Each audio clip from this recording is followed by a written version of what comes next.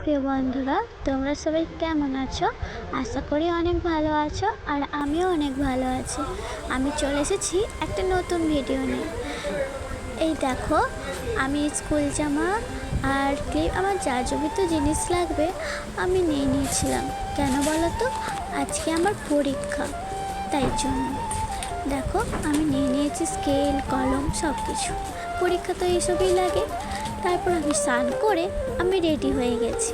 এই দেখো, আমাকে কেমন লাগছে কমেন্টে বলো তো।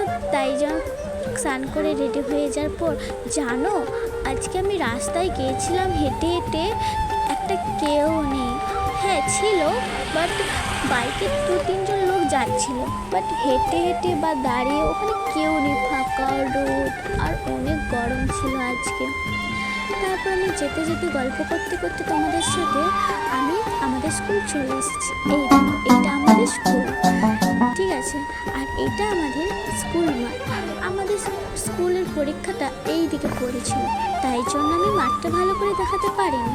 নেক্সট ভিডিওতে আমি দেখাবো অবশ্যই। তারপর স্যার চলে আসবে। আমি এই পর্যন্ত ভিডিওটা রাখলাম।